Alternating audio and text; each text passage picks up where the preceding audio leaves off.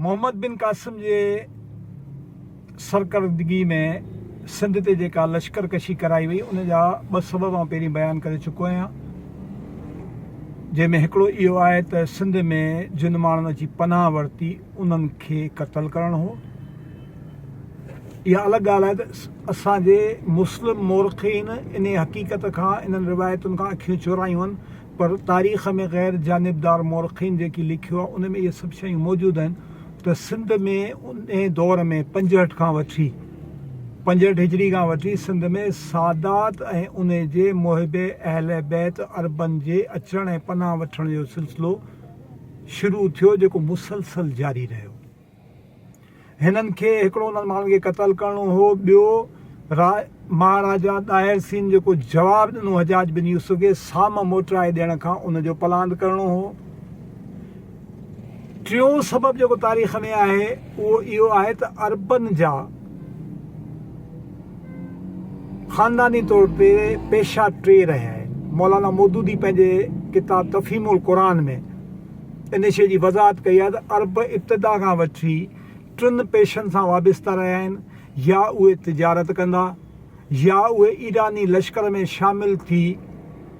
रूमिन सां विढ़ण हलिया वेंदा, या पोइ सॼी दुनिया में फुर लुट कंदा। जुंगजू मिज़ाज माण्हू उहे अॻे ई हुआ। इहे 3 पेशा रहिया अरबन जा। हुज़ूर जिन जी हिकिड़ी हदीस आहे त क़त्ल हुसैन सां मोमिननि जे दिलनि में उहा बाहि ॿरंदी जंहिंजी तपिश ता क़यामत महसूसु कई वेंदी। जॾहिं करबला जो सानियो थियो उन खां पोइ वाक़िया हुर्रा जे नाले सां मदीने खे ताराज कयो वियो, खाना काबा खे तबाह कयो वियो, बर्बाद कयो वियो। उन खां पोइ अरबन में जी दिलनि में हिकिड़ी तपिश महसूसु थी पए, जंहिंखे बनो उमैया वारनि अॻिते हली पंहिंजे लाइ ख़तरो महसूसु कयो पियो। हुननि ॾिठो त माण्हू वांदा वेठल हूंदा त हिननि जे दिलि में जेका तपिश पैदा थी इहा नेठ भड़की बाहि थींदी ऐं उहा बाहि असांजे इक़्तिदार लाइ नुक़सानकार साबित थींदी। टियों सबबु इहो त हुननि वांदे वेठल अरबन खे धंधे सां लॻायो, लालच ॾेई त हेॾां वञो त हितां जेको आमदनी थींदी उहो सॼी दुनिया में जेको ख़राज वसूल थिए थो उन खां चोण ते थींदी। इहे 3 सबब बुनियादी हुआ जिन जे करे सिंध ते लश्कर कशी कई वई ऐं उन लश्कर कशीअ जे नतीजे में सिंध मां जेका ख़राज जी वसूली थी, माल गनीमत तौरु जेको माल हिननि खे मिलियो उन जो काथो लॻाईंदे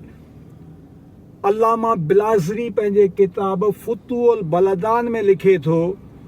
त जंहिं वक़्तु सिंध मां आयल आमदनी ऐं ख़र्च जो हिसाब कयो हजाज बिन यूसुफ त ख़बर पई त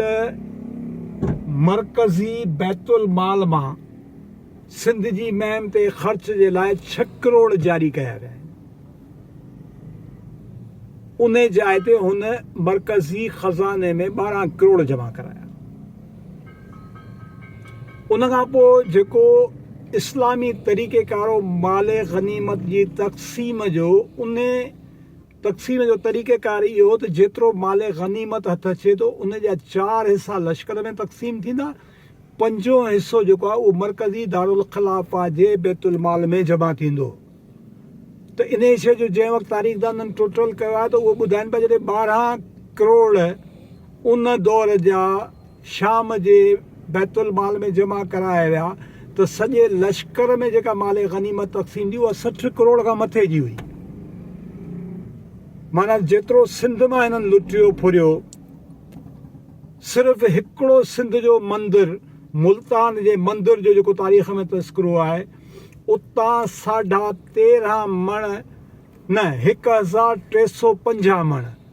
सोन हीरा जवाहिरात सिर्फ़ु हिकिड़े मंदर मां कढिया आहिनि ऐं उहे ओॾी महिल जो ओॾी महिल शाम ॾे रवाना कया विया।